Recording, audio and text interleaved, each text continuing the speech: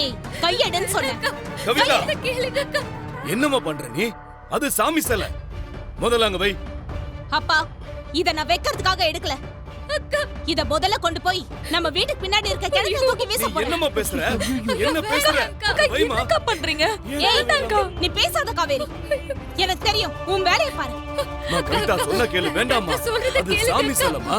அப்படி எல்லாம் பண்ண கூடாது. பரவாயில்லப்பா, நம்ம வீட்டுல 1000 சாமி சிலை இருக்கு. அதுகிட்ட போய் நான் மன்னிப்பு கேட்டுக்கிறேன். இத நான் இப்ப கிணத்துல வீசதான் போறேன். கவிதா என்னம்மா பேசுற?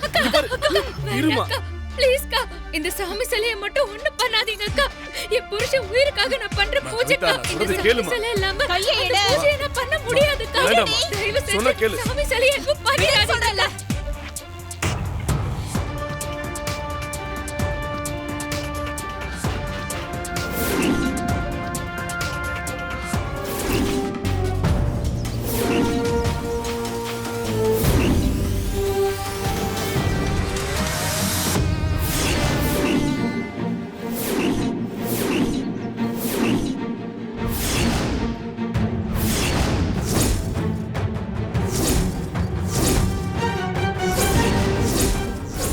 அக்கா, நான் சொல்றத கேளுங்க அக்கா, ப்ளீஸ்க்கா. வேணா கவிதா.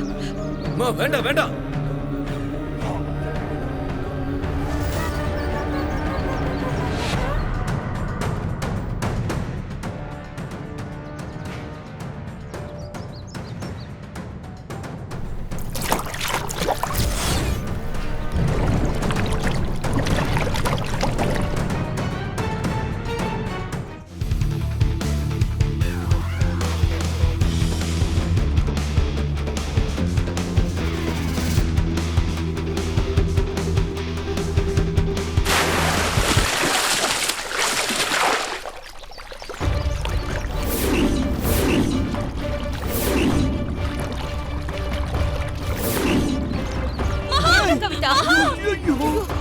என்ன செய்யறது?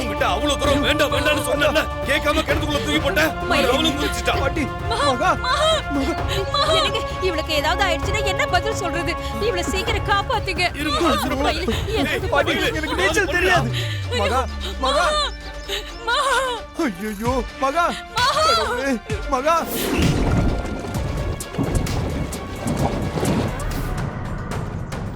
மகா இவளை சீக்கிரம் காப்பாத்துங்க.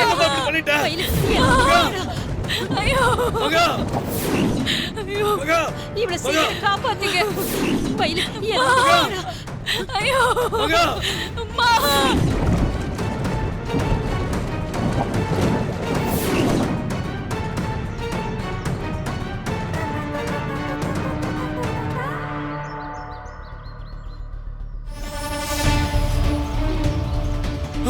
திரு என்ன சத்த?